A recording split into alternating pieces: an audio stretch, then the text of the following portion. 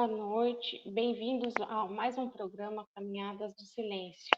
A quarta Caminhada do Silêncio ocorreu no 31 de março de 2024. Começamos agora uma nova temporada, preparando a quinta caminhada em 2025. A caminhada é organizada pelo movimento Vozes do Silêncio, representado pelo Núcleo de Preservação da Memória Política, pelo Instituto Vladimir Herzog, contando com o apoio da Ordem dos Advogados do Brasil, Seção São Paulo, Secretaria dos Direitos Humanos do município de São Paulo e do jornal GGN. Dando início, a gente dá início à nossa segunda parte do programa dedicado ao assunto transição política. Essa transição considerada no Brasil de longa duração, que englobou uma variedade de eventos que marcam o período recente da história brasileira. Alguns marcos importantes: essa transição começou em 1974, com a chegada de Ernesto Geisel ao poder. A gente falou no programa passado da Lei de Anistia de 1979, né, e da tentativa de atentados terroristas durante todo o ano de 1980.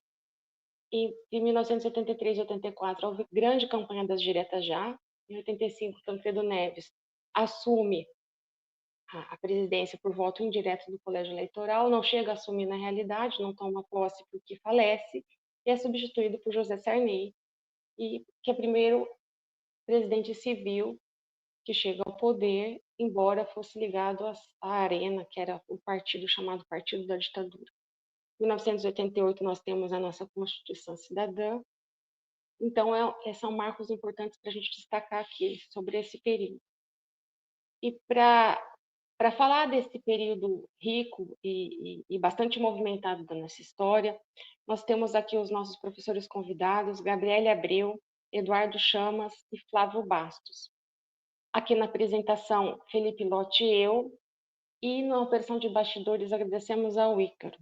Eu vou apresentar a professora Gabriele Abreu, que é historiadora formada pelo Instituto de Histórias da Universidade Federal do Rio de Janeiro, mestre em História Comparada pelo Programa de Pós-Graduação em História Comparada da UFRJ, atuou como coordenadora executiva da área de Memória, Verdade e Justiça do Instituto Vladimir Herzog, foi pesquisadora no Instituto de Estudos da Religião, o ISER, e na Associação de Comunicação Educativa Roquete Pinto, ACER. Por 7 meses, ocupou a diretoria do processamento técnico, preservação e acesso ao acervo do Arquivo Nacional do Brasil. Desenvolve pesquisas voltadas para a reconstituição de trajetórias de indivíduos e coletivos negros, outrora alijados das narrativas da historiografia clássica, especialmente no âmbito da história da ditadura militar brasileira. Integra o movimento Mulheres Negras Decidem, que debate a subrepresentação de mulheres negras na política institucional. Eu agradeço a todos os nossos convidados. A palavra é sua, professora Gabriele. Muito obrigada, Maria Cláudia. Eu acho que, antes de começar a minha fala, eu gostaria de agradecer imensamente a vocês pelo convite. Venho acompanhando não só o canal, mas o programa também, esse programa de preparação, de prévia em torno da Caminhada do Silêncio, esse que é um evento tão importante para nós que lutamos, reivindicamos e refletimos sobre memória, verdade, justiça e reparação no Brasil. Eu, durante um tempo, fiz parte do Instituto Vladimir Herzog, que, como você comentou na apresentação, Maria, é uma das entidades que organizam a Caminhada do Silêncio.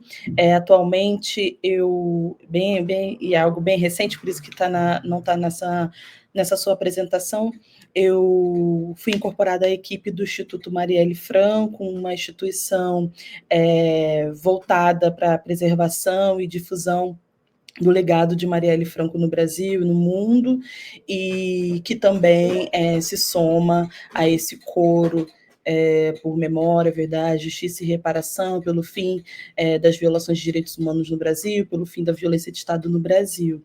Eu acho que, para a gente poder comentar sobre esse longo processo, né, de transição política no Brasil, de abertura política no Brasil, que me parece que é um período, né, que a gente ainda testemunha no país. A gente pode talvez falar transição inacabada, parafraseando o professor Carlos Fico da FRJ. E eu acho que antes da gente efetivamente entrar nessa discussão sobre a transição política, sobre a abertura e sobre as condições da democracia no Brasil hoje, acho que é importante a gente caracterizar a própria ditadura militar. Isso porque, apesar desse ser um campo de estudos e de reflexões bastante consolidado e abrangente, ainda existem alguns aspectos, alguns elementos da história da ditadura militar brasileira que carecem de uma investigação mais aprofundada, de uma reflexão, de um debate mais aprofundado. E nos últimos tempos eu tenho me dedicado a um elemento em especial, que são as relações raciais no período da ditadura militar. E aí, reforçando, né, embora esse campo de estudos de reflexão seja um campo bastante consolidado e abrangente, esse aspecto em especial das relações raciais, da questão racial, ele foi, durante muitas décadas, deixado de lado pela historiografia do tema.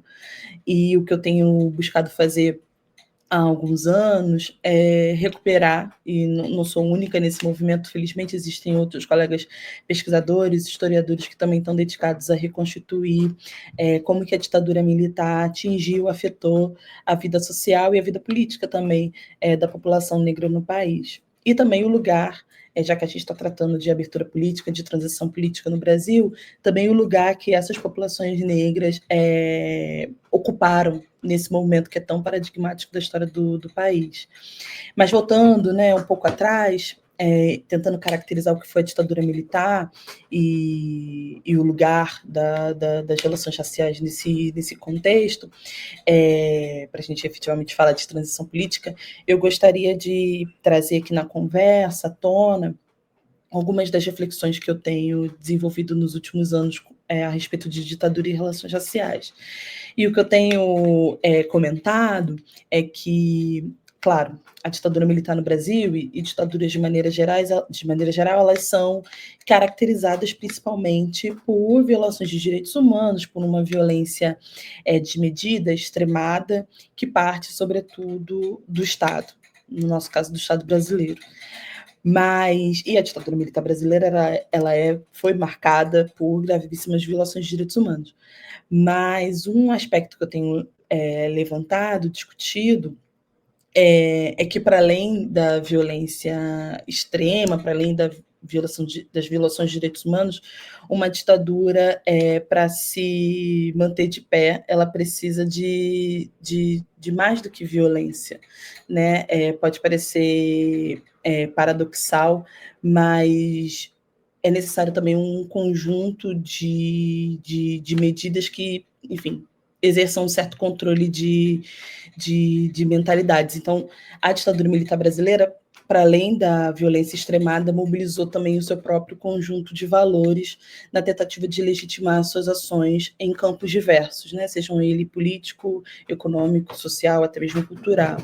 E parte desse pacote ideológico, a gente pode colocar assim, da ditadura militar brasileira, compunha o anticomunismo, a doutrina de segurança nacional, que preconizava a existência de inimigos internos no país e a necessidade de se combater esses inimigos internos, a moralidade, a ordem, a religiosidade de cunho cristão, especialmente católico naquele contexto, dentre outros aspectos que a historiografia do tema já pôde abordar com mais profundidade. E esses eram valores, esse pacote ideológico, ele era acionado para justificar, e aí, entre muitas aspas, obviamente, a implementação desse regime e das violações de direitos humanos cometidas, além de tentar angariar um certo apoio social à ditadura militar. Então, tratava-se de uma tentativa de regulação e de controle das mentalidades, esse que é um artifício muito usual em regimes autoritários. E aqui eu gostaria de recuperar as reflexões da pesquisadora Maria José de Rezende, que em seu livro A Ditadura Militar no Brasil, Repressão e Pretensão de Legitimidade, que é um livro de 96, na verdade eu vou efetivamente ler um trecho que dá conta desse aspecto mais ideológico da ditadura militar. Então, a professora comenta que o empenho da ditadura militar, durante toda a sua vigência, para demonstrar que suas ações, medidas e atos se consubstanciavam em um determinado sistema de ideias e valores sobre uma suposta democracia, se constituiu em um dos pilares de sua pretensão de legitimidade. Então, para além da violência, era necessário também a mobilização desse pacote ideológico para garantir uma certa legitimidade, ainda que mascarada, e angariar algum tipo de apoio social. E o que eu tenho defendido das minhas pesquisas, das minhas reflexões, é que parte que desse pacote ideológico, o racismo também faz parte. Então, por mais que ele seja pouco debatido, o racismo ele também compunha esse arsenal, acho que a gente pode colocar dessa maneira, de valores e ideologias que a ditadura mobilizou para mascarar essa certa legitimidade. Então, nesse sentido, a perspectiva era da defesa incontestável do mito da democracia racial, ou seja, essa ideia de que no Brasil não haveria racismo, não haveria tensões de cunho racial, e aí, mobilizando esse discurso, a ditadura interditou, de diversas formas, a discussão sobre raça e racismo no país, justamente a partir da premissa de que esse seria um tema introjetado por comunistas e dissidentes a fim de promover uma cisão social. E aí, diante de casos de racismo, a ditadura, o regime alegava que esses tratavam-se, né, de circunstâncias pontuais que não retratavam a maneira como as relações raciais se davam no país. E é curioso porque admitia-se a desigualdade social em dada medida, mas a desigualdade racial era totalmente negada, né? Para além de escamoteada, era totalmente negada pelo Estado. E o antirracismo, que vinha ganhando força desde o período do pós-abolição e orientado por diferentes plataformas políticas, ele foi frequentemente descredibilizado pela ditadura. A Marise comenta bastante isso na entrevista que ela concedeu também ao programa.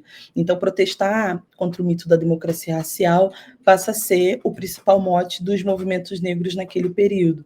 E aí, como resultado dessa violência, que impedia a reunião dos militantes antirracistas, né, que impedia essa aglutinação, essa mobilização dos militantes antirracistas, o movimento negro, ou os movimentos negros, se a gente quiser dar conta dessa pluralidade, eles sofreram graves impactos em suas atividades, que eram sistematicamente vigiadas pelos órgãos de repressão da ditadura militar, algo que a professora Marise também comentou na sua participação, né, numa tentativa de dar continuidade ao que ela trouxe. E essa interdição do debate racial, ela atinge diferentes esferas da vida social e política dos brasileiros e atingir também a produção científica, a produção acadêmica. Então, os estudos sobre as relações raciais no Brasil, que vinham se avolumando nas universidades brasileiras, principalmente no campo da sociologia, eles passam a ser censurados. Então, e aí, de novo, trazendo o trecho de uma reflexão de um outro estudioso, dessa vez o sociólogo Rafael Trapp, ele comenta que a pesquisa sociológica foi rarefeita nesse período porque houve vigilância e efetiva repressão do Estado a cargo da segurança do dogma oficial da democracia racial. Então, a gente conhece, né, a partir da documentação do período, a gente sabe que estudantes que trabalhavam com a temática racial nas universidades foram desencorajados a dar continuidade nos seus estudos, inclusive intercambistas que vinham para o Brasil para tentar, enfim, refletir, investigar, estudar as características das relações raciais do Brasil, que são muito peculiares, e esses estudantes, tal como os estudantes brasileiros, foram desencorajados a dar continuidade nos estudos sobre essa temática. Há o episódio do censo de 1970, o censo de 70, da década de 70, que foi organizado pelos militares e que tem a pergunta sobre raça e cor subtraída, né, suprimida nesse recenseamento. Esse não é um aspecto trivial, ao menos por dois motivos. O primeiro diz respeito à própria produção científica sobre as relações raciais no Brasil. Então, sem um diagnóstico sobre a quantidade de pessoas negras que viviam no país e em que condições, as pesquisas acadêmicas sofreram uma dificuldade muito grande por conta desse apagão de dados, por conta dessa lacuna de dados, sobretudo em relação à década de 70. E aí a gente sabe muito bem que com a falta de informação, de dado, de pesquisa, há uma dificuldade também de se elaborar e implementar políticas públicas voltadas para esse segmento da população. E a outra dificuldade diz respeito à própria organização política do movimento negro no Brasil, porque a partir dessa lacuna, a partir desse apagão de dados e de informações sobre como, e especialmente como a população negra viveu no Brasil nesse dado período, o movimento negro também tem dificuldades de atestar que pessoas negras e pessoas brancas viviam em condições diferenciadas no mesmo país. Então, esse episódio sobre a supressão, sobre a subtração da categoria da pergunta sobre raça e cor no censo de 70, ele não vem sendo muito trabalhado nos estudos da temática. Para mim, enquanto pesquisadora do tema, também há uma série de perguntas sobre o porquê disso, e se de fato isso tem uma relação com a defesa do mito da democracia racial e com esse esforço da ditadura militar em desmentir o movimento negro, em aderir uma narrativa oposta, né, quase uma contraposição mesmo ao que era defendido largamente pelo movimento negro, mas fato é que a pergunta sobre raça e cor foi subtraída no censo de 1970 e que isso trouxe implicações negativas para diferentes segmentos da população brasileira, especialmente, como havia dito, o da produção científica e da produção de conhecimento, da atuação do movimento negro no Brasil. E, apesar de todo esse cerceamento do tema racial nas universidades, o espaço acadêmico acabou se consolidando como um dos mais propícios para a discussão sobre raça e racismo no país, tendo, inclusive, originado, digamos assim, tendo sido espaço importante, espaço político, inclusive, importante para a atuação de diversas lideranças do movimento negro, como Abdias do Nascimento, Beatriz Nascimento, Lélia Gonzalez, Eduardo de Oliveira e algumas outras lideranças. E aí, depois desse panorama, né, entrando um pouco mais de fato na discussão sobre abertura política, sobre transição, logo aí é necessário também voltar uns passos atrás. Então, logo após o golpe de 64, o movimento social negro no Brasil entra em certo refluxo, há, de fato, uma dificuldade de mobilização, de aglutinação em torno da causa antirracista. Eu gosto sempre de reforçar que não é que o movimento negro tenha deixado de existir, mas, de fato, ele sofre suas entidades, independente das características, ou de cunho mais político, de cunho cultural, de cunho acadêmico, mas todas elas sofrem uma dificuldade muito grande de se mobilizar por conta dessa perseguição e dessa vigilância conduzida pelos militares, e somente no final da década de 70, no contexto dessa abertura política, e não à toa, que os movimentos negros acabam recuperando essa força de outros tempos. E aí surge o movimento negro unificado, em 78, e a gente inaugura o início do protesto negro contemporâneo. Então, a maneira como se dá o antirracismo no Brasil, as formas com as quais o movimento negro luta hoje no Brasil, ele é reflexo direto de como o movimento negro unificado, na verdade, como diversas entidades do movimento negro do Brasil, mas especialmente o MNU, se organizam no final da década de 70. E não é à toa, obviamente, que essas entidades do movimento negro, tanto as que já existiam como novas entidades, surgem e se consolidam, enfim, volta a se organizar justamente no processo de abertura política do Brasil. Isso não é algo específico da causa negra, da causa antirracista, um movimento feminista, movimento que hoje a gente chamaria de LGBTQIA+, que à época era chamado apenas de movimento gay, também se conforma, também ganha força, também volta a ganhar expressividade. De fato, ali o contexto, enfim, o momento em que essas reivindicações ganham força de novo.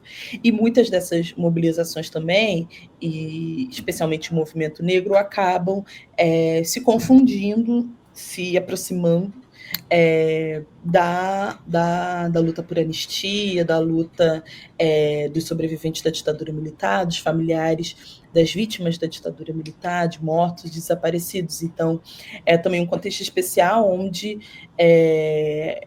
enfim, contribuições importantes do movimento negro no processo de abertura política do Brasil e de reivindicação pela anistia também acabam ocorrendo. Então, há um intercâmbio aí de informações, de compreensões do mundo, compreensões do Brasil, que é muito interessante nesse contexto de abertura política. Gosto sempre de ressaltar, quando eu trato desse momento, da história do país e dessa troca entre movimento negro e movimento pela anistia de presos políticos, de que o movimento negro acaba fazendo provocações importantes no que se refere às relações raciais no Brasil. Então, esse movimento em torno da anistia política, ele era um movimento um tanto quanto embranquecido, praticamente todas as suas lideranças eram lideranças brancas.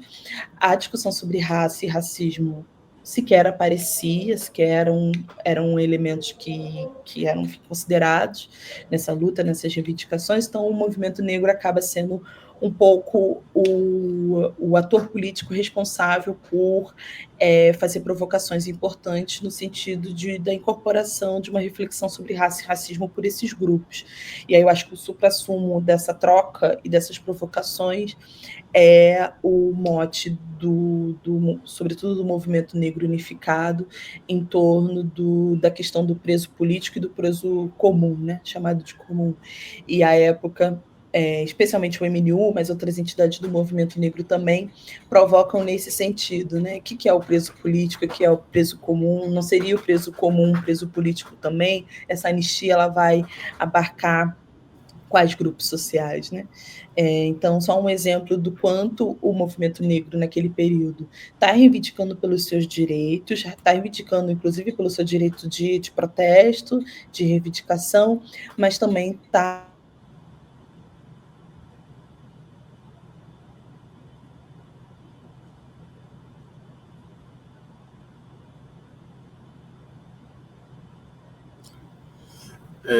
Bom, parece que a Gabriele caiu. A gente agradece a participação da Gabriele. Ela vai retornar no final aqui da apresentação dos dois próximos convidados para responder perguntas e fazer outras considerações sobre a participação do movimento negro e toda a questão negra na transição da redemocratização. Agora, eu vou chamar Eduardo Zaya Chamas. Eduardo Zaya Chamas é mestre e doutor em História Social pela Universidade de São Paulo, pesquisa o período do Brasil republicano com ênfase na ditadura militar nas áreas de História Política e História da Imprensa. No doutorado, pesquisou o frentismo democrático de oposição à ditadura militar entre 1974 e 1979. No mestrado, pesquisou os editoriais de dois jornais da imprensa carioca, Jornal do Brasil e Correio da Manhã, entre 1964 e 1968, nos anos iniciais da ditadura. Também atua profissionalmente como professor de História de Ensino Fundamental e Ensino Médio e consultor pedagógico em Ciências Humanas para Educação Básica. Eduardo, a palavra está contigo.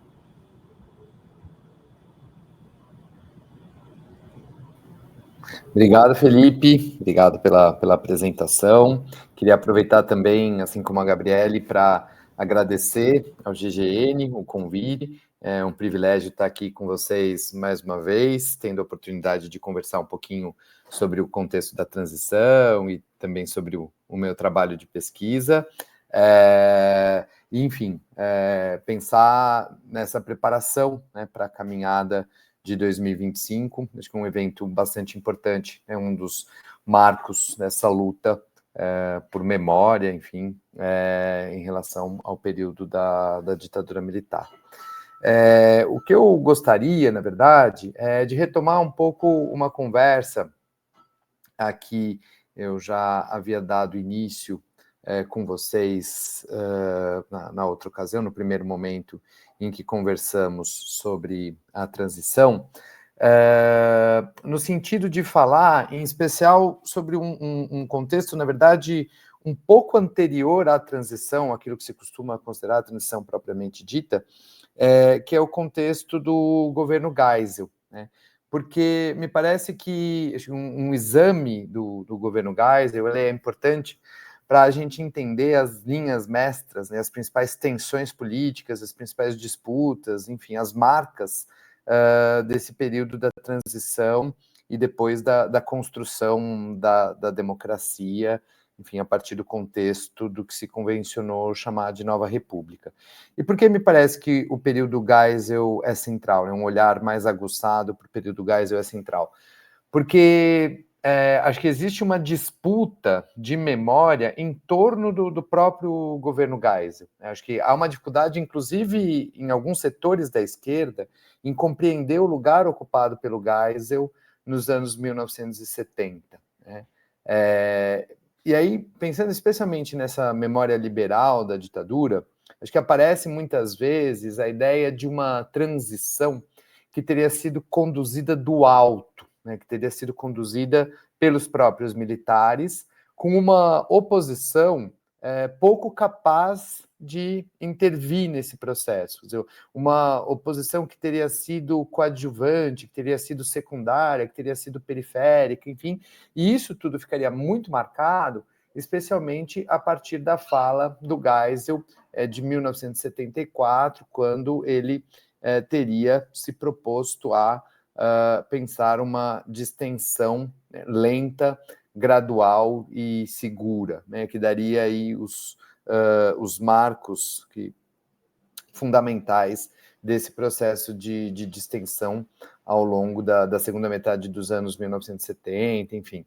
E aí, o que foi se constituindo historicamente nessa memória liberal foi uma identidade direta entre o governo Geisel e a abertura. Né? Quer dizer, a ideia é que, de fato, estaria na cabeça do Geisel, digamos, haveria um projeto do Geisel em levar a cabo um processo de abertura política e um processo de redemocratização. Acho que tem dois nomes que são bastante simbólicos para a gente pensar essa memória liberal. Eu vou falar rapidamente sobre eles. Um deles, um famoso brasilianista, historiador, o Thomas Skidmore, né, que escreveu duas obras bastante importantes, de referência, mas já um pouco antigas, digamos assim, sobre a história do Brasil republicano no século XX. E o Skidmore, ele fala num determinado momento sobre o governo Geisel, de que uma meta de Geisel seria o retorno à democracia.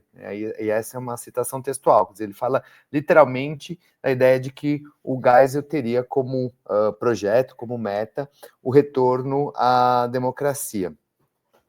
E uma outra questão que o Skidmore traz também, que eu acho interessante a gente analisar, ele propõe uma separação entre aquilo que seria um projeto de liberalização do regime, encampado pelos castelistas, pelos moderados, por um lado, e aí o Geisel e o Golbery fariam parte, né, desse grupo de militares moderados, e, por outro lado, a recompressão do regime defendida pela linha dura, especialmente diante de qualquer sinal de avanço da oposição ou qualquer risco de perda de controle do sistema político pelos militares. Então, do ponto de vista do Skidmore, por exemplo, as principais tensões dos anos 1970, né, de 1974 em diante, nesse contexto do governo Geisel, não seriam as tensões relacionadas às lutas de oposição, por exemplo, aos movimentos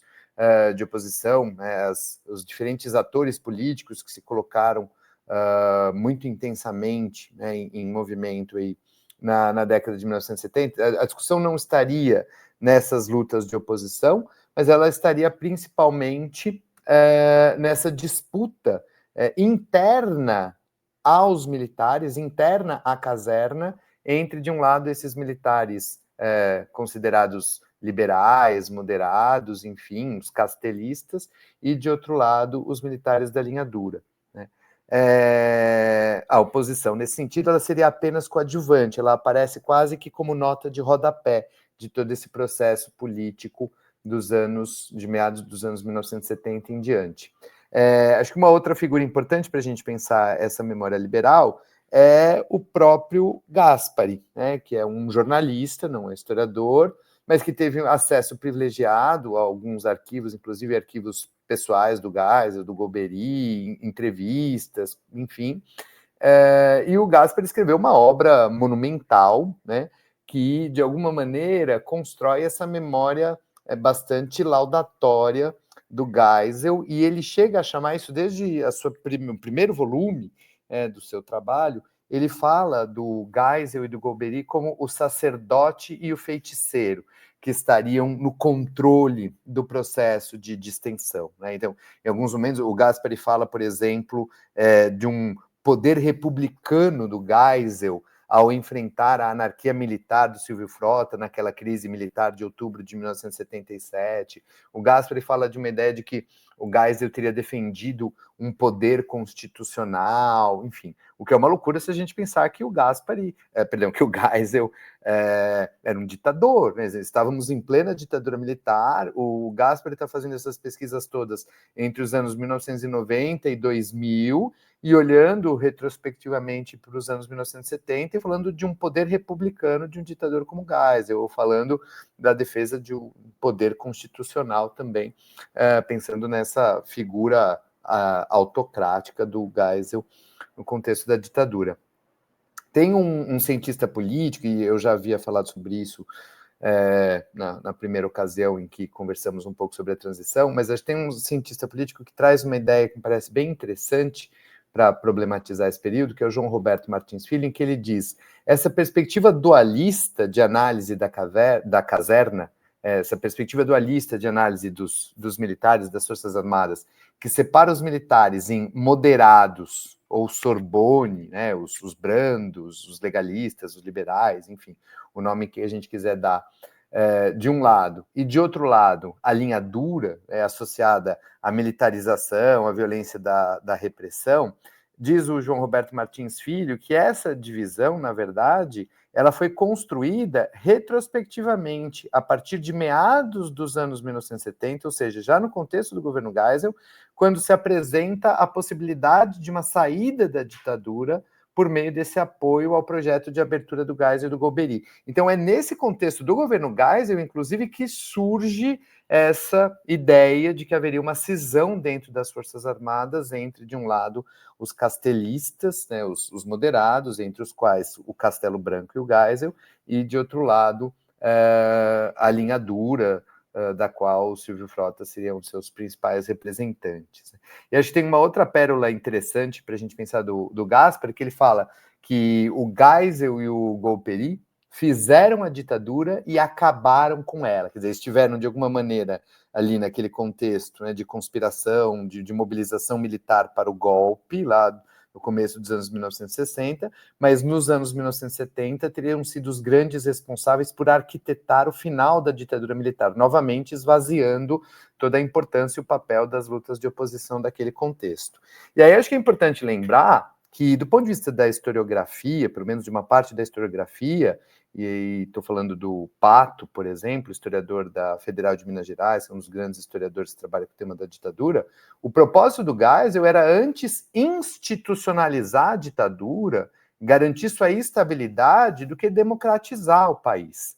Não estava no horizonte do Geisel nenhuma perspectiva de redemocratização. É muito mais um processo de descompressão política do que propriamente de redemocratização.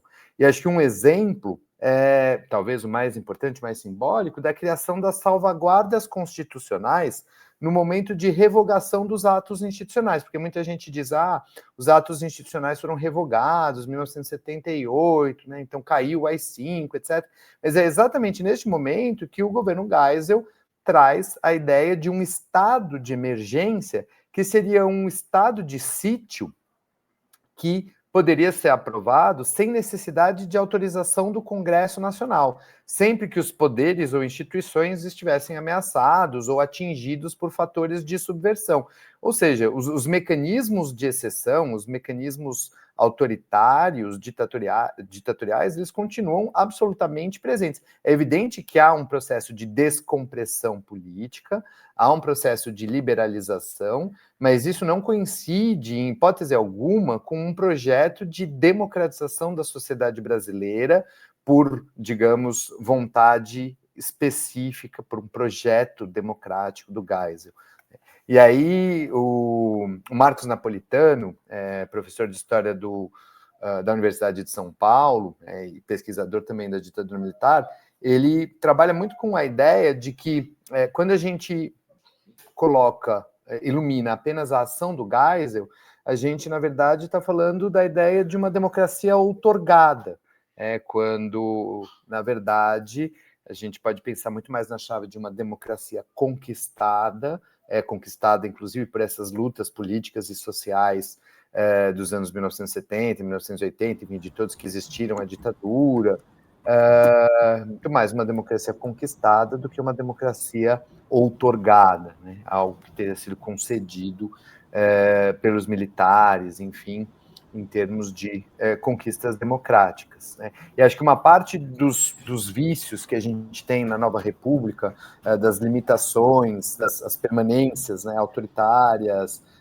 toda a questão da impunidade dos torturadores, da lei de anistia, enfim, muitos dos problemas com os quais a gente se depara ainda hoje, em termos de limites mesmo da democracia e das crises políticas da Nova República, tem relação com essa transição sempre muito tutelada, controlada pelos militares e, por outro lado, pressionada por baixo pelos movimentos que lutaram contra a ditadura. E aí eu queria fechar a minha fala dando como exemplo desse processo no governo Geisel as eleições de outubro de 1974, que foram eleições muito simbólicas, né, que foram eleições fundamentais do ponto de vista da vitória do MDB, né, uma grande vitória eleitoral do MDB naquele contexto, que fez, inclusive, com que uma parte das organizações clandestinas de esquerda passassem a flertar com o MDB, passassem a propor o entrismo no MDB, passassem a reconhecer o MDB como possibilidade de construção, né, de uma outra estratégia política que levasse as organizações clandestinas de esquerda a se reaproximarem do povo e tudo mais, por meio de campanhas eleitorais, enfim. Então, acho que tem um momento de virada bastante importante em outubro de 1974, e o que acontece a partir daí? Uma repressão brutal, né, uma perseguição aos quadros do Partido Comunista, por exemplo, que atuavam dentro do MDB, na chamada dupla militância. A chamada Operação Radar, né, que mirava os comunistas e que tinha como objetivo, entre outras coisas, afastar ou romper esses laços entre o Partido Comunista Brasileiro e o MDB. Do ponto de vista do governo Geisel, do ponto de vista da ditadura militar, era uma ameaça muito séria, muito grave, a presença dos comunistas nas fileiras do MDB, nesse sentido de que os comunistas poderiam, a partir da sua atuação política dentro do MDB, tensionar o sistema político, tensionar aquele processo de distensão proposto pelo Geisel naquele momento. E aí, enfim, tem alguns desdobramentos tenebrosos desse processo, dessa perseguição aos comunistas, entre eles, talvez o mais evidente, mais simbólico, o assassinato do Vladimir Herzog em outubro de 1975. Mas a gente pode falar também das inúmeras cassações promovidas pelo Geisel, né? O Geisel foi um ditador que promoveu muitas cassações no Congresso Nacional de deputados do MDB, sempre associando esses deputados às ameaças subversivas da esquerda, a vínculos com o Partido Comunista Brasileiro e etc. Então tem um pouco desse marco de um presidente ditador que fala de descompressão, que fala de distensão, mas que mantém sempre essa ação, esse controle absoluto sobre o sistema político, que tenta manter, né, o maior controle possível sobre o sistema político. E outros exemplos clássicos também esse jogo, né, de descompressão por um lado e recompressão por outro, descompressão, mas descompressão com controle do sistema político, que são, por exemplo, a Lei Falcão, de julho de 76, para controlar a possibilidade de campanha eleitoral do MDB, na ressaca ainda das eleições de 1974, e o próprio pacote de abril de 1977, que também mexe um pouco com as regras eleitorais, o funcionamento do sistema político, sempre com esse objetivo de manter, do ponto de vista da ditadura militar, o sistema político o mais controlado possível pelos militares.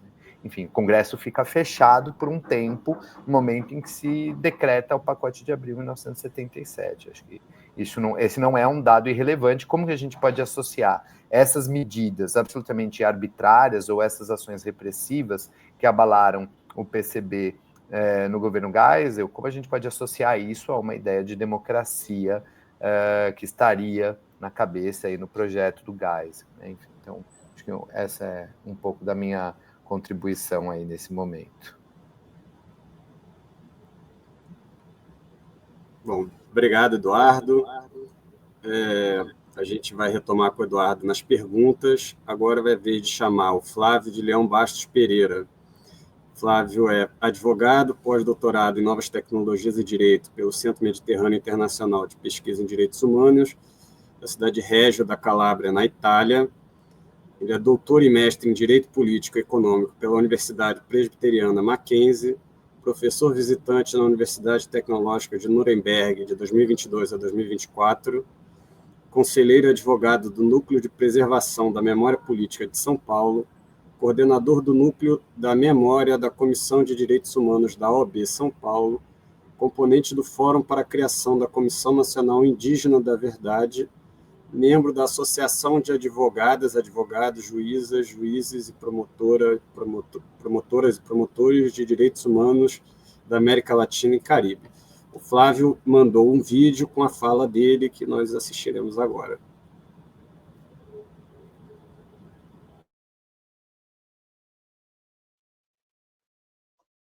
Bem, eu sou o Flávio de Leão Bastos Pereira, eu sou professor de Direitos Humanos, advogado atuante em Direitos Humanos, e uma das vias de ação que eu desenvolvo é exatamente a justiça de transição. Então, eu atuo junto ao grupo de trabalho do antigo DOI-CODE de São Paulo, que visa transformar o local em memorial. Sou advogado na ação civil pública movida pelo Ministério Público contra o governo do Estado de São Paulo, e eu represento o núcleo da preservação da memória política de São Paulo nesse processo. Também componho o comitê gestor do futuro memorial da luta pela justiça, um projeto aí da OAB junto com o Núcleo Memória, que já está em obras, inclusive.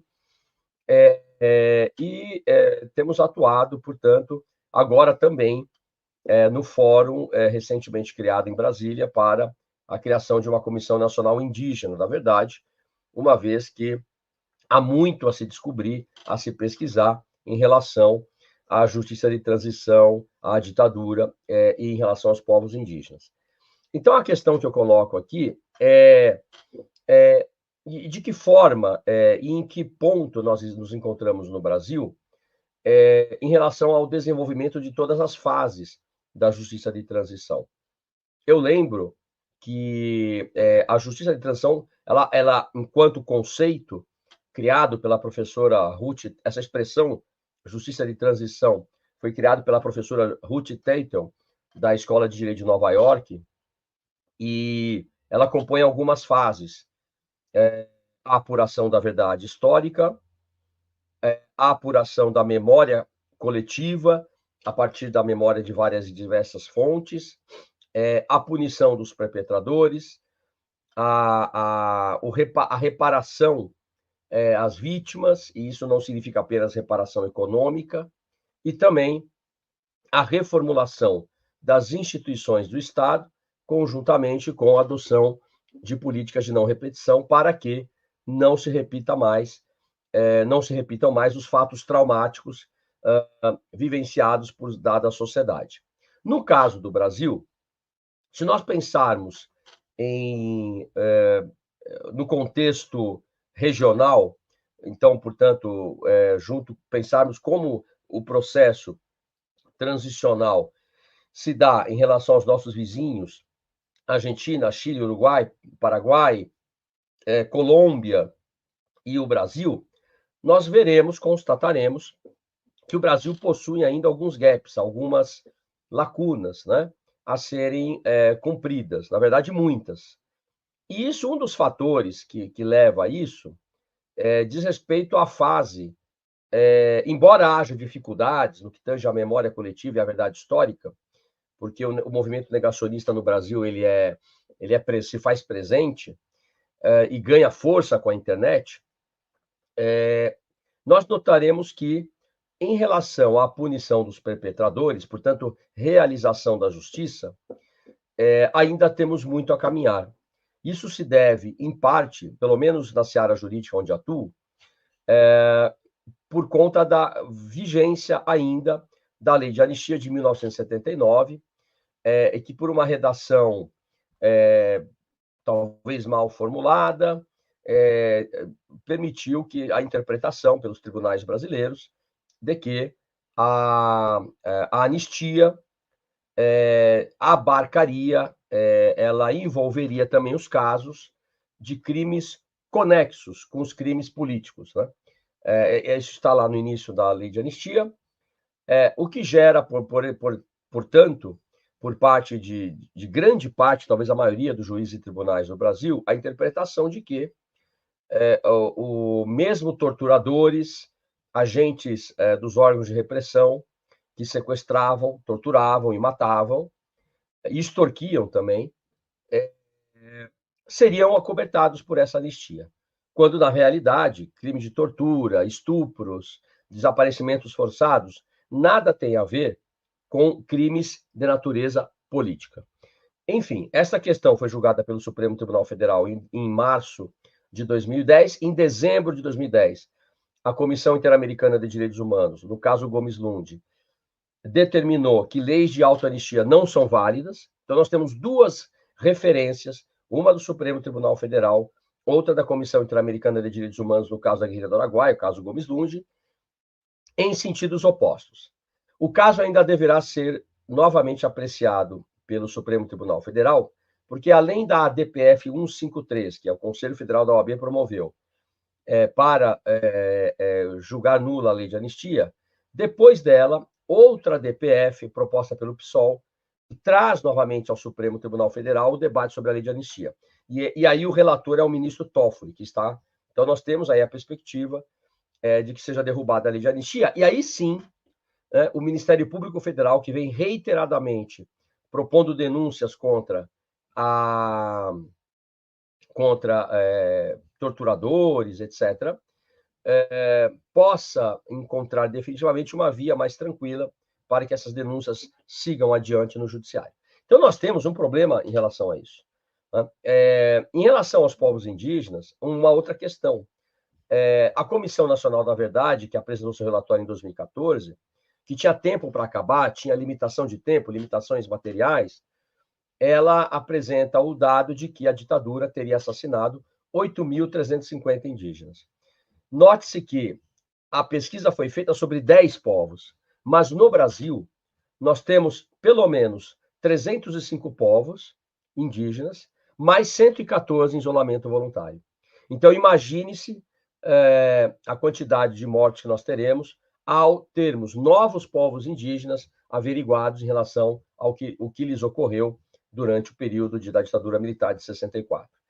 Então, o Brasil enfrenta essas dificuldades, uma sociedade polarizada politicamente, que aceita o discurso negacionista e que, portanto, dificulta, de certa maneira, o processo dessa justiça de transição.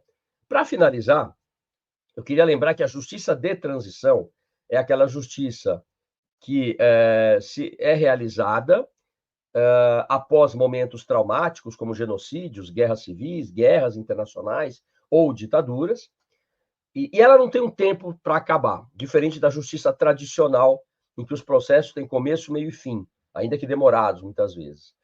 A justiça de transição, ela não foca tanto no algoz, no acusado. Ela foca na vítima. Isso é muito importante que se tenha em mente.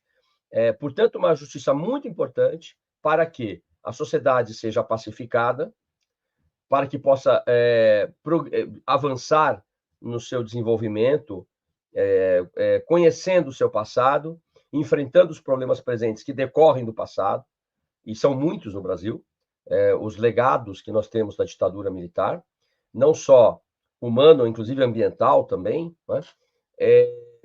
E essa justiça, portanto, ela é imprescindível, como se mostrou uma verdade em outros países, como a África do Sul, Alemanha, Canadá, Colômbia, Argentina, Chile, onde ocorrem também os julgamentos. No Chile são cerca de um pouco mais de 1.000 condenados. Na Argentina, nós temos um número ainda maior de condenados, são mais de 300 condenações.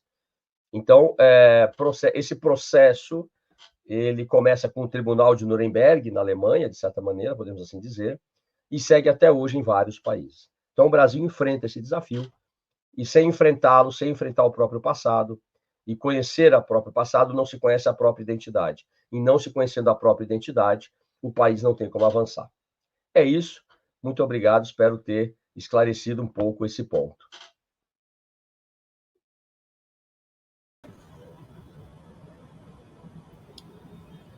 Bom,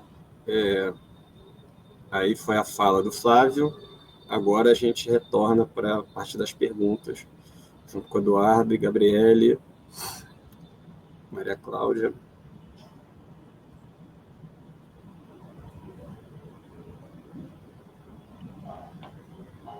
Bom,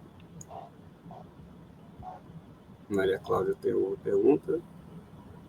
Olha, eu gostei muito da apresentação dos dois, e eu vejo pontos de identificação e de afastamento também. Eu não sou especialista nessa área, Gabriele, então, mas eu já li bastante coisa a respeito. Eu achei bem interessante quando você... Mais um comentário do que uma pergunta. Quando você fala que o movimento negro ele vai adquirindo uma compreensão melhor dele e do Brasil. Porque ao longo da história, o movimento negro dos anos 30, 40, ele era bem ligado aos Estados Unidos. Depois teve uma fase muito influenciada pelos franceses, as colônias francesas, depois as colônias portuguesas. Inclusive, há toda uma movimentação de intelectuais e militantes políticos que veio já na época de João Goulart para cá, para o Brasil. Né? Alguns vão fazer cursos na USP, vão fundar centros de estudos, né, sobre os negros, e eu achei bem interessante você destacar essa questão da descoberta do Brasil, porque a gente vê, por exemplo, a Lélia Gonzalez foi uma das poucas negras que falava da mulher negra latino-americana, né? Porque até então se falava da África portuguesa, da África francesa. Achei muito interessante você trazer isso, porque a gente sabe, eu me lembro da Jessie Jane, professora do UFRJ, falar que a ditadura instaurou a classe média no pau de arara. Só que a população negra e periférica ela já sofria toda a repressão de Estado. Bom, sempre sofreu a violência de Estado, né? E na ditadura ainda mais. A gente tem todos os que eles chamavam da Esquadrão da Morte, que as vítimas eram justamente essa população periférica e de maioria negra. Então, é interessante quando é instaurada a Constituição Cidadã, tem a primeira, dos preâmbulos dela é que todo o poder emana do povo. E toda a discussão, inclusive, né, do período da ditadura e pós-ditadura, é que horas que vem o povo, que hora que o povo vai ocupar esse lugar, porque a gente sabe que nessa transição ela também teve muito presente em postos políticos hierárquicos uma classe branca. Né? Embora a gente saiba de figuras intelectuais como Abdias do Nascimento e outros, que fizeram avançar esse processo no exterior. Né? Mas a população mesmo, que não era uma população intelectuais, por exemplo, essa sempre foi vítima dessa repressão do Estado. Achei muito interessante você colocar essa questão dessa descoberta do Brasil a partir do final dos anos 70, que o movimento negro começa a se organizar e começa a se descobrir, e começa assim... usando, claro, essas influências de fora, mas encontrando aquilo que determinava ele como um movimento específico brasileiro, né?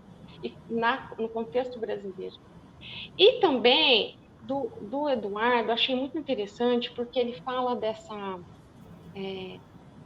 do MDB, ele está falando da transição para o gás e tudo. É claro que a gente tem algumas figuras no Brasil. Ulisses Guimarães foi pela ditadura, depois combateu. Teotônio Vilela também era um apoiador. Depois a gente tem essas figuras que vão se alterando. Até Helder Câmara também era galinha verde no passado. Então você vai vendo como que o contexto vai mudando, o posicionamento e a atuação dessas pessoas, né?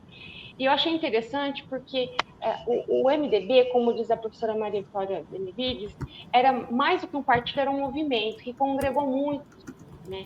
Muitos grupos diferentes e talvez atuando em frentes, inclusive o pessoal da luta armada que voltava, os exilados, enfim, era quase um coração de mãe, né? Eu queria saber, assim, se você... Ela, inclusive, diz que essa reformulação partidária, que a anistia, a luta no parlamento pela anistia, liderada muito pelo MDB, selou o seu fim.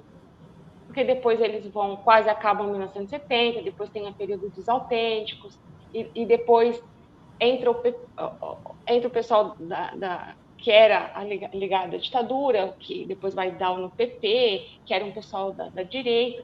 Então, eu queria que você comentasse um pouco. Ela diz assim, no final de um movimento que era pró-ditadura, que era o partido do Sim Senhor, né, no caso do MDB, se transformou num partido de grandes esperanças. E, ao mesmo tempo, assim, por que a Maria Clara Benevides diz o rei está nu? Porque houve uma total descaracterização. Então, a gente está tratando justamente dessa transição e das forças que atuaram para que ela acontecesse, mas, ao mesmo tempo, sobre a falência delas e sobre essas identidades perdidas.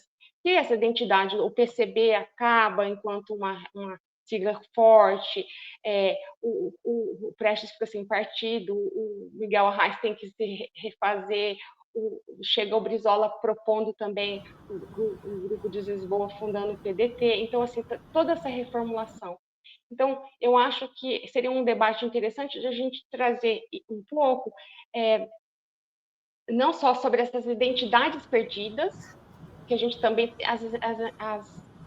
essas identidades ganhas, por exemplo, na fala da Gabriele, tem muito esse poder do negro, inclusive das pesquisas que estão saindo hoje em dia sobre os bailes funk, sobre toda essa questão também, inclusive exilados negros, professores exilados negros, inclusive que eles propunham lá fora.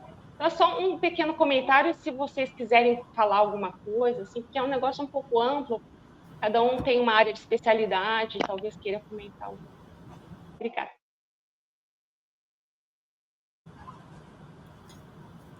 Eu vou passar a palavra para a Gabriela e para o Eduardo, que depois a gente faz novas perguntas, tá? Ótimo, muito obrigada. Obrigada, Maria, pelas reações. Que bom que a minha fala, ainda que curta, suscitou essas reflexões em você. De fato, o movimento negro no Brasil, ou os movimentos negros, e às vezes eu gosto de usar no plural justamente para dar conta dessa pluralidade, ele, desde a abolição, né, desde o fim formal da escravidão no Brasil, ele vem sendo conformado a partir de plataformas políticas, a partir de matizes políticas muito distintos. Inclusive, houve um momento em que esses movimentos, algumas entidades estiveram próximas, inclusive, da direita, do fascismo, num certo flerte ali com essas forças políticas. E aí, óbvio, a gente não pode ter uma visão anacrônica, né, desse tipo de movimentação. Havia, de certa forma, uma justificativa, uma razão desse tipo de aproximação, mas fato é que essa atuação política ela vem né, ancorada ao longo dos anos, aí, das décadas, dos tempos, enfim, né, sustentada a partir de entendimentos muito diversos sobre o mundo, sobre a sociedade, sobre o que deve ser ou não prioridade desses movimentos. Mas, de fato, no final da década de 70, eu super corroboro com o que você traz, no final da década de 70, talvez que esse movimento ele vem mais brasileiro do que nunca, né? E construindo referenciais muito próprios. Inclusive, referenciais opostos aqueles que haviam sido preconizados no final dos anos do século XX. Há exemplos, na verdade, muito práticos disso, como, por exemplo, a adoção da figura de Zumbi dos Palmares como o herói das movimentações negras no Brasil. É exatamente nesse momento de abertura política em que Zumbi, essa figura, é alçada a essa posição. Antes, a figura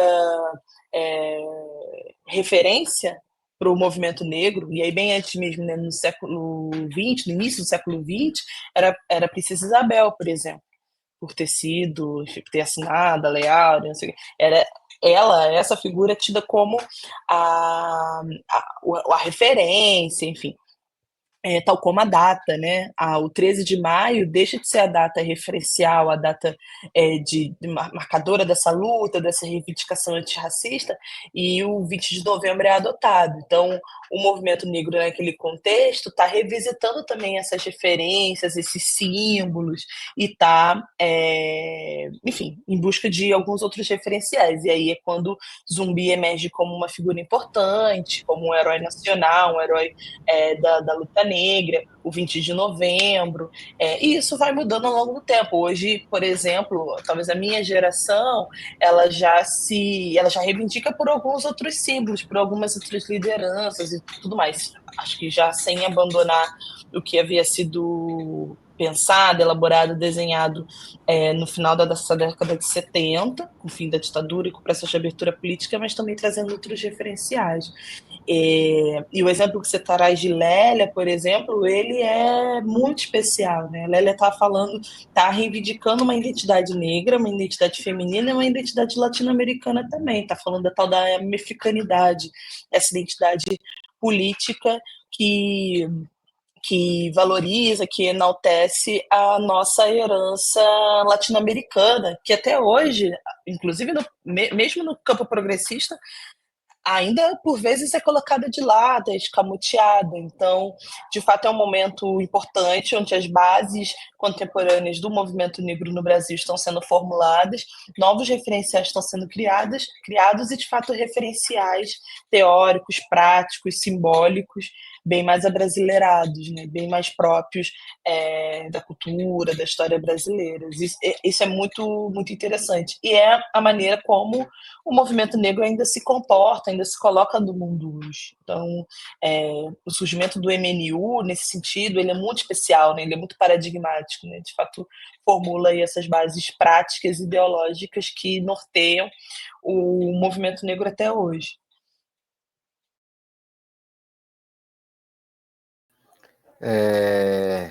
Maria Cláudia, para tentar dialogar também um pouco com o que você trouxe, eu acho esse debate interessantíssimo, né? Enfim, muito da minha pesquisa, inclusive no doutorado, teve relação com isso, assim, de pensar essa mudança do quadro político partidário na virada dos anos 1970 para os anos 1980. Eu pesquisei, né? Eu trabalhei muito com esse período em que o MDB se constituiu, de fato, como um polo aglutinador desse frentismo de oposição à ditadura. Acho que um dos grandes marcos é o que eu comentava agora há pouco, as eleições de outubro as eleições de 1974, que é quando o MDB assume um pouco esse lugar de protagonista da oposição e vai atrair, né, vários atores políticos diferentes, enfim.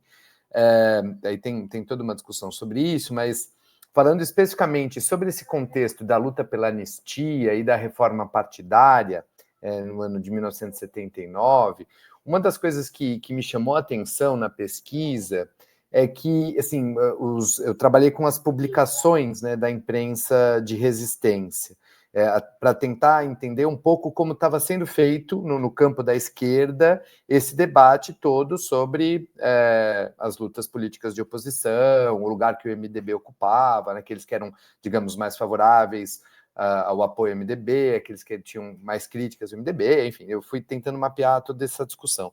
E assim, tem um momento em que as publicações estão muito concentradas em discutir a anistia, os movimentos de luta pela anistia, os termos da lei, né, e todo o debate específico do Congresso, o que é a ideia de uma anistia ampla, geral e irrestrita, o que é essa anistia que vai sendo conduzida pelos militares, pelo governo, qual é a proposta de anistia do governo, a que interesses ela atende, enfim, então tem um pouco dessa discussão, muito dessa discussão sobre a anistia.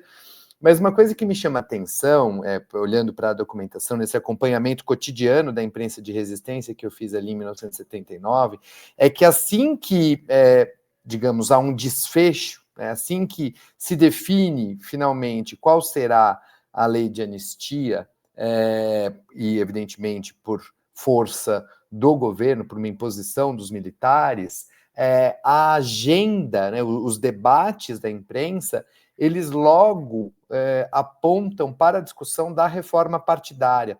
Qual era o meu palpite um tanto intuitivo, impressionista, antes de trabalhar com a documentação? Que as publicações tentariam ainda fazer o que a gente continua fazendo até hoje, né, que foi a fala de agora há pouco, de disputar ainda hoje a lei de anistia, de dizer que aquela lei de anistia não é válida, não é legítima, que não se pode se auto-anistiar, enfim, eu supunha que haveria, nas publicações de resistência, ainda uma ressaca, digamos, desdobramentos daquela lei de anistia tal qual ela se impôs por uma exigência, enfim, né, por uma violência, por um arbítrio dos militares e tudo mais. E isso não acontece. Assim, o debate sobre a lei de anistia, ele murcha, ele morre nas publicações. E aí eu estou falando de publicações tanto da imprensa alternativa, quanto da imprensa clandestina, da imprensa no exílio, enfim, várias publicações diferentes. E, de repente, mas cadê? Eu ficava procurando nas edições seguintes à aprovação da lei de anistia, não vão dar continuidade, não vão comprar essa briga, né? Eu um pouco brigando com as minhas fontes ali, né? Mas esse debate não continua. E, de fato, o que foi acontecendo ali, pelo menos que apareceu com muita intensidade nas publicações, já era o debate de um outro, digamos, grande assunto, que era a perspectiva da reforma partidária. Até porque, a partir da aprovação da lei de anistia, já entra no radar o retorno de algumas das grandes lideranças de oposição que, né, provavelmente teriam ali os seus projetos políticos, os seus projetos político-partidários, enfim, entre eles, você própria mencionou o Arraes, o Brizola, enfim. Então, a partir da aprovação da lei de anistia e esse horizonte, né, de retorno dos exilados, toda a disputa em torno do que acabou sendo aquela lei de anistia imposta pelos militares fica para trás.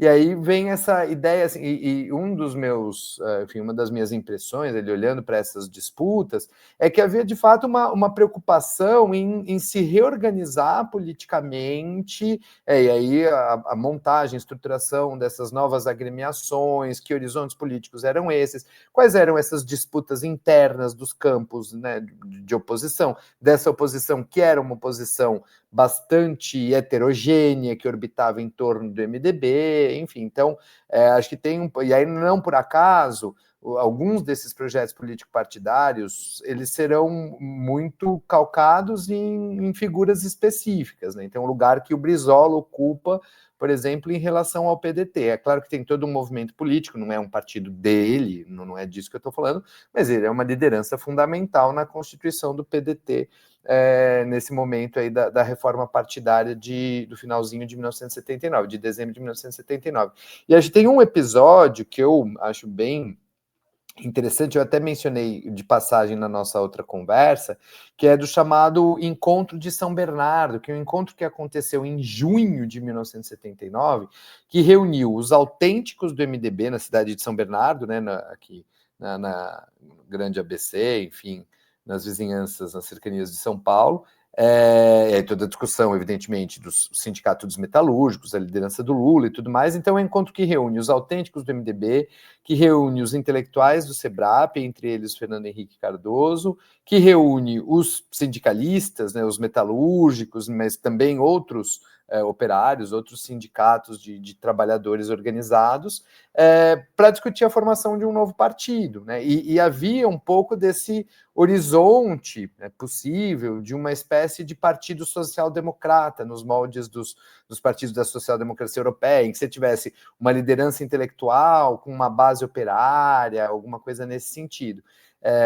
Mas, enfim, e aí é interessante mapear na documentação as críticas de lado a lado, né? Como cada um está olhando para esse processo, está disputando esse processo, se posicionando nesse processo. Então, por exemplo, da perspectiva dos intelectuais do SEBRAP, mesmo dos autênticos do MDB, a ideia de olhar para os sindicalistas e falar que eles eram basistas, assim, termos em geral até um pouco pejorativos, né?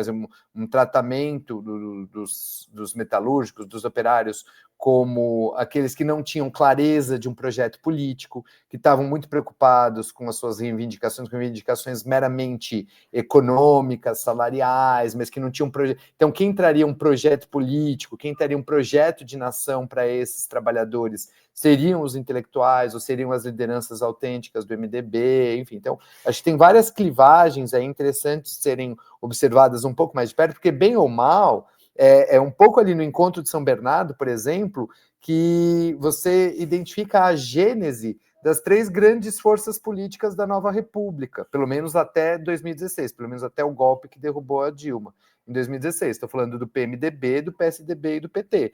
São 3 forças políticas. Claro, o PSDB só foi oficialmente fundado em 1988, um pouco depois, mas as principais lideranças do PSDB estavam participando desses debates lá no finalzinho dos anos 1970. No primeiro momento, optaram por permanecer junto com o PMDB, na reforma partidária, o PT, enfim, aí tem toda essa história que a gente conhece desses partidos que não se foram dali.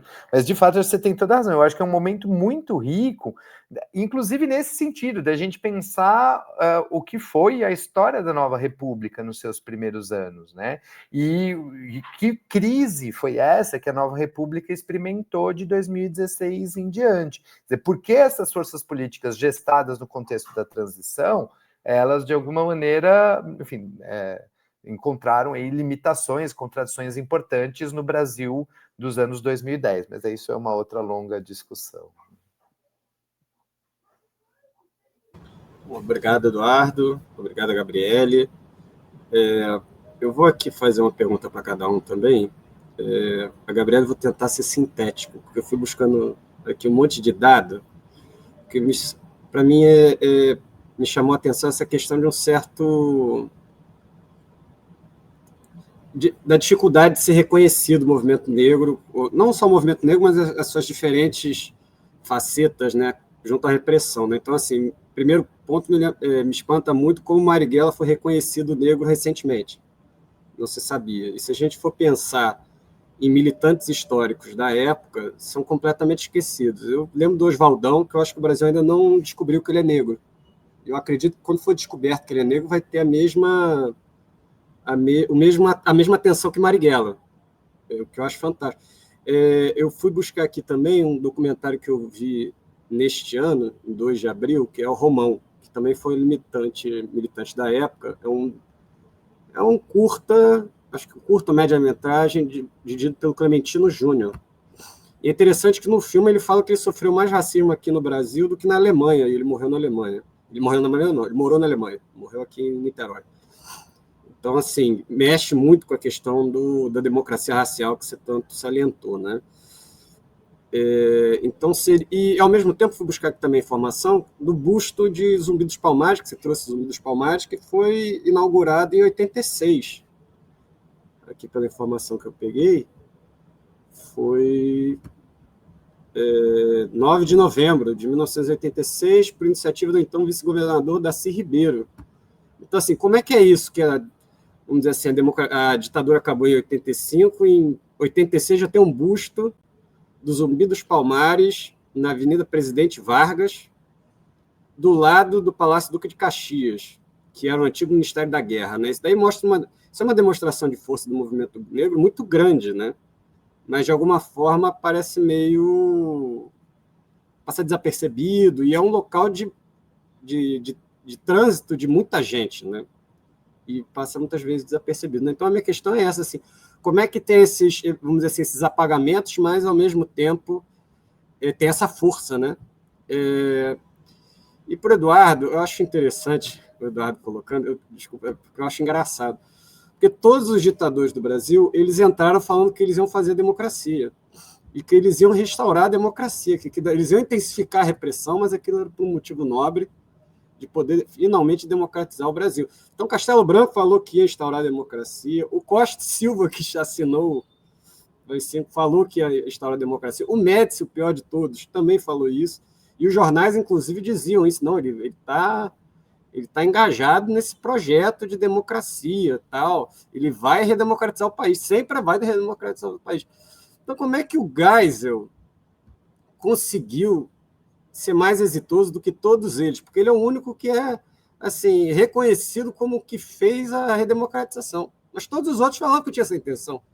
Então, assim, o Thomas Skidmore e o Hélio Gaspari dizerem isso, assim, eles é meio assim, todos os outros estavam falando isso, né? Em certo sentido, todos eles poderiam alegar que era o projeto da ditadura, fazer a democracia, né?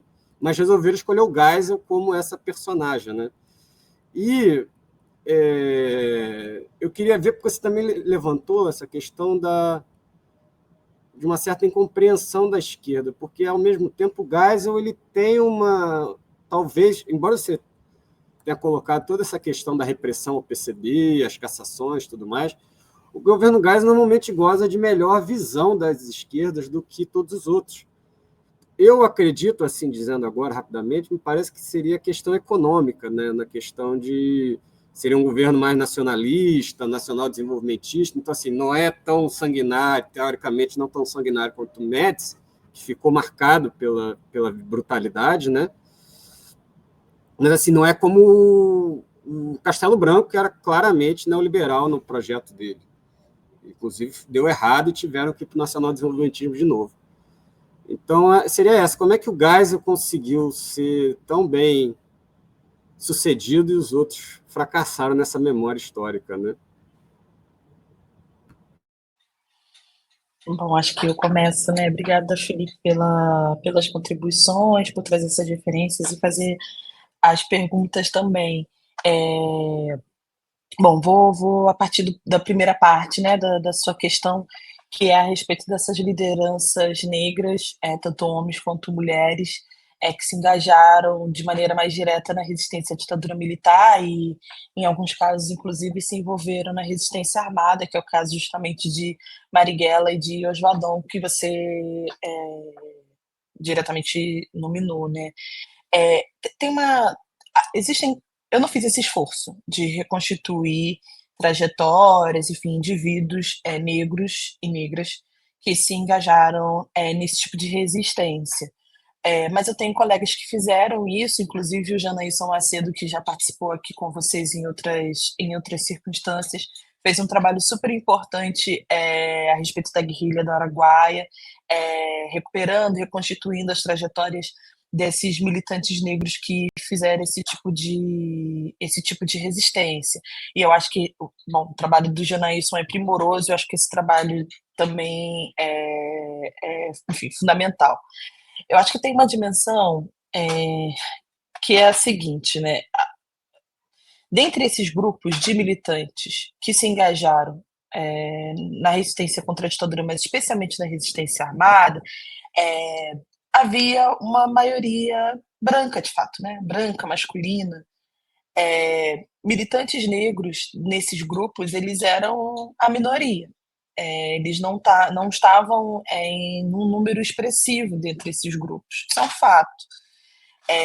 Na minha dissertação de mestrado, por mais que eu não tenha entrado com muita força nessa discussão sobre resistência armada, no último capítulo eu trabalho com a história de vida, né, com as trajetórias de dois homens negros que, na época da ditadura militar, foram presos, foram torturados, né? Um é o João Rufino dos Santos, que já é falecido, escritor e tudo mais, que foi preso, foi torturado durante a ditadura militar, e o outro é uma figura menos conhecida, que é o Antônio José do Espírito Santo, enfim, o nome artístico dele é Espírito Santo, e é nome artístico de fato porque ele é músico, etnomusicólogo, se enveredou para esse caminho depois dos anos 70, depois de tudo que passou nos anos 70, tendo inclusive sido preso e torturado no presídio de Ilha Grande e tudo mais.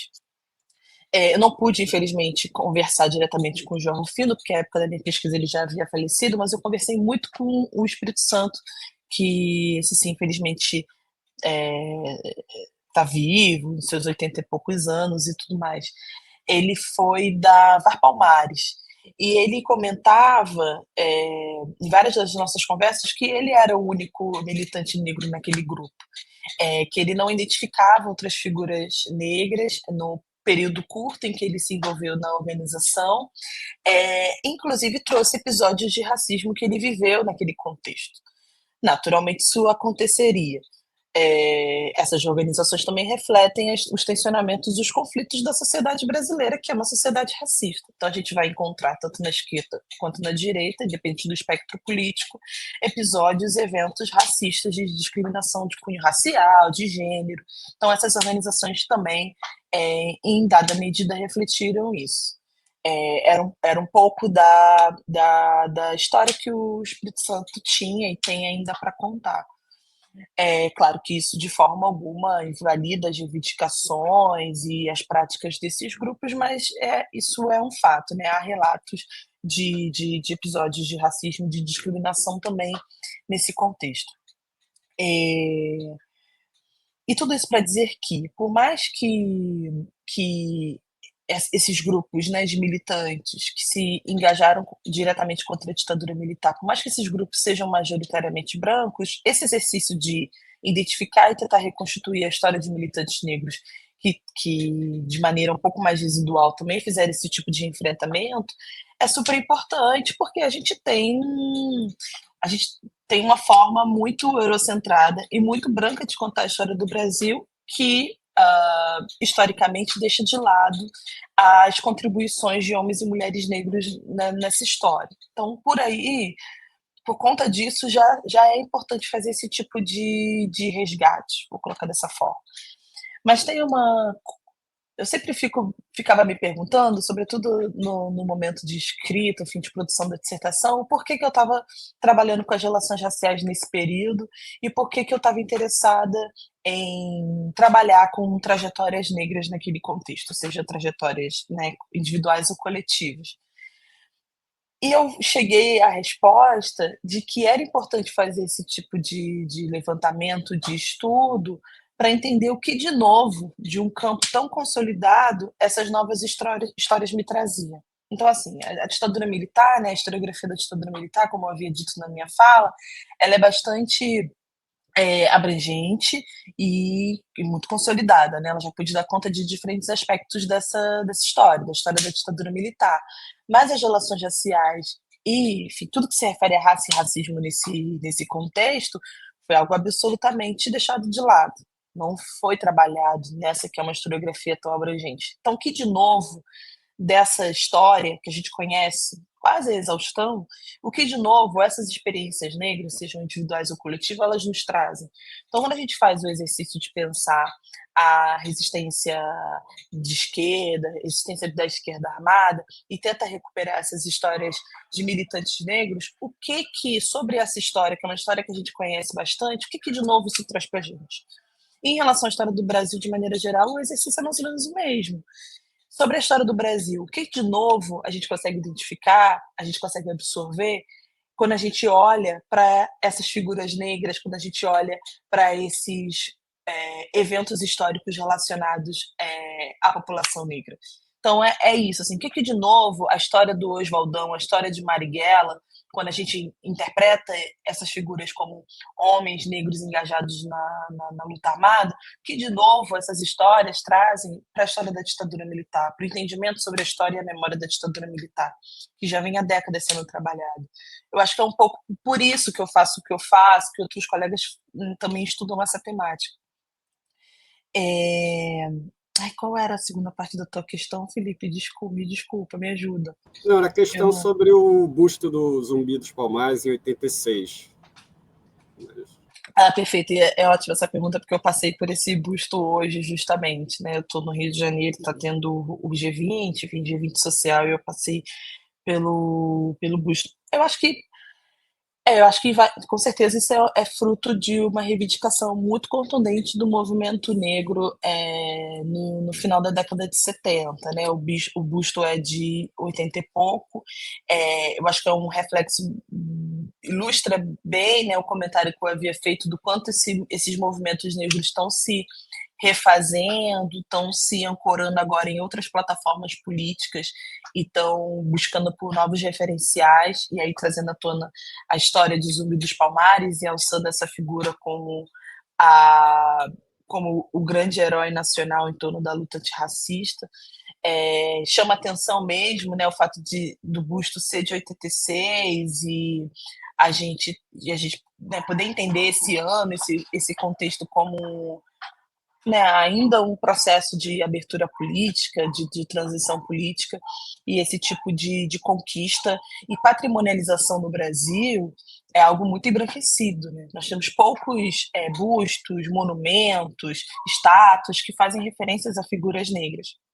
Então, de fato, esse monumento, que é um monumento muito bonito, inclusive, né, e que foi feito, porque às vezes há a representação monumental de figuras negras que estão ancoradas em estereótipos racistas, ou então estão mal posicionadas, enfim, são vários os complicadores, mas esse em especial é um busto que está bem colocado, é um busto, claro, a gente não sabe como de fato foi Zumbi dos Palmares, em termos de feição, de fisionomia e tudo mais, uma representação que tenta ser o mais fidedigna possível, mas é uma construção onde o movimento negro não só reivindicou, como esteve muito próximo dessa conformação, de como seria esse busto, de onde ele estaria colocado, em que região da cidade. É uma região que ainda comporta o que é chamado de Pequena África. Então, de fato, essa representação em forma de monumento que você traz como exemplo, ela é bastante paradigmática nesse sentido. Primeiro porque ela é a representação, a patrimonialização de uma figura negra, isso é raro no Brasil, ainda que no Rio de Janeiro, que há um número muito expressivo de pessoas negras, enfim, nascidas e vivendo na cidade. É interessante também porque o movimento negro não só reivindicou, como fez parte de toda a construção desse monumento. Então, esse exemplo que você traz é ótimo, é bastante pertinente. E eu encerro por aqui e, mais uma vez, agradecendo muito a vocês pelo espaço e dizendo que eu estou absolutamente à disposição de conversar mais com vocês, de contribuir, ou tentar contribuir outras vezes aqui no debate. Muito obrigada. Bom, Felipe, em relação às questões que você colocou, acho que a escolha do Geisel, digamos, o sucesso do Geisel, num certo sentido, eu acho que tem a ver com o fato de que ele, de fato, conseguiu levar adiante um processo de descompressão da ditadura militar, não chamaria de democratização, mas um processo de descompressão da ditadura. Acho que ele, porque de alguma maneira, você pensar, né, nos que você mencionou, aqueles que você mencionou, Castelo Branco, Costa e Silva, Médici, de alguma forma, todos eles ainda estavam às voltas, né, ou com a construção desse sistema autoritário, ou a manutenção desse aparato de repressão, enfim. E o Geisel, ele consegue, por um lado, promover essa institucionalização da ditadura, né, e acho que ele tem sucesso nisso,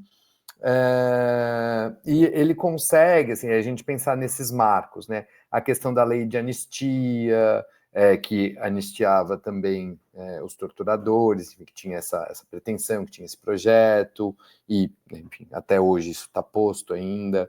a própria questão das salvaguardas constitucionais, que eu mencionei agora há pouco, enfim. Então, eu acho que tem uma montagem aí de uma estrutura de repressão, e tem uma manutenção de um controle do sistema político pelos militares que o Geisel consegue promover ao longo do seu governo nos anos 1970. E acho que tem daí é que a gente precisaria de um tempo aí para pensar em outros fatores que levaram também a esse processo de descompressão, que tem a ver com a crise do milagre econômico, por exemplo. Acho que entra uma dinâmica econômica, social também, que tornava inviável a manutenção de uma ditadura militar tal qual o Brasil conheceu nos anos Médici. Né? Enfim, então acho que tem um pouco dessa engenharia política militar que o Geisel vai construir ao longo dos anos 1970, e acho que tem um outro elemento também que é fundamental, que é o crescimento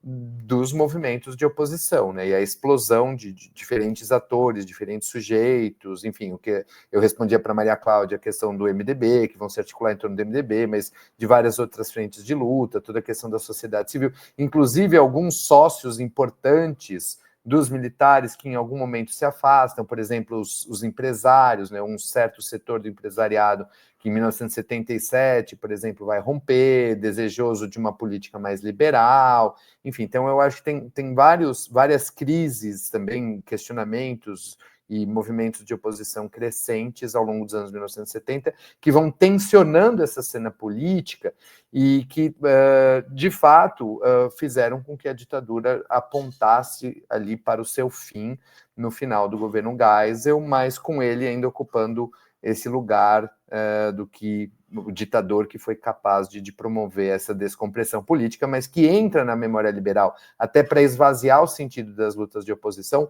como o grande responsável pela conquista da democracia. Né? Eu caminharia um pouco nesse sentido. E em relação ao interesse da esquerda que você comentava, eu acho, pela figura do Geisel, eu acho que passa muito pela questão da política econômica. Acho que você tem toda a razão. Tem um certo fascínio, né, de setores da esquerda por esse nacional-desenvolvimentismo, por uma política econômica capitaneada pelo Estado, pelas grandes obras de infraestrutura, pelos grandes projetos de desenvolvimento. A gente pode pensar na Transamazônica, Itaipu, Ponte Rio-Niterói, enfim. E tem uma parte da esquerda que é muito herdeira, né, dessa...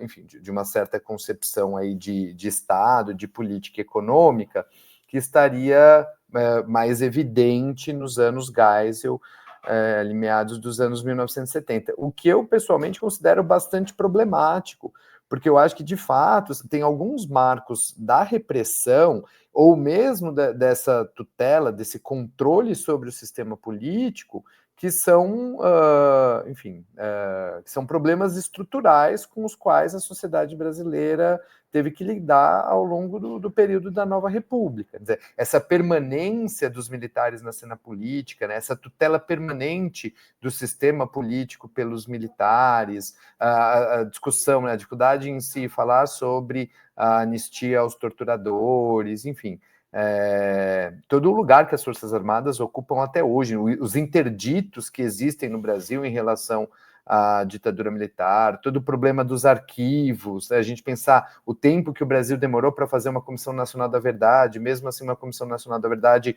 bastante limitada em alguns aspectos, que teve contribuições importantíssimas, mas limitada institucionalmente em alguns aspectos, uma Comissão da Verdade que fez uma série de recomendações e pouquíssimas foram levadas adiante pelo Estado brasileiro, enfim. Então, acho que muitas dessas permanências que a gente tem aí da ditadura militar, essas heranças autoritárias, esse legado autoritário, tem a ver com essa engrenagem montada pelo Geisel.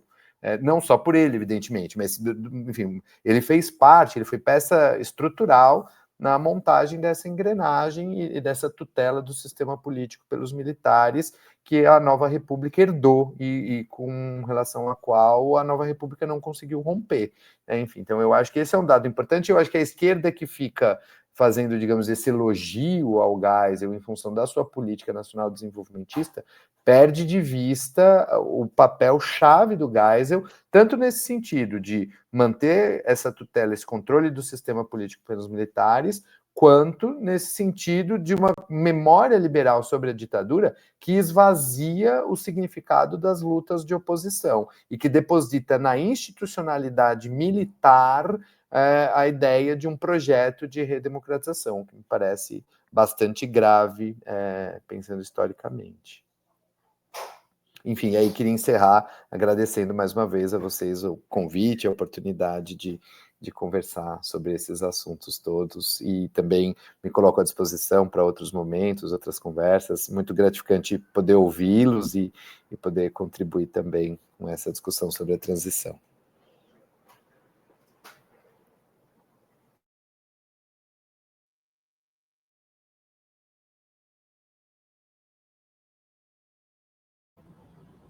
Sem som, Maria.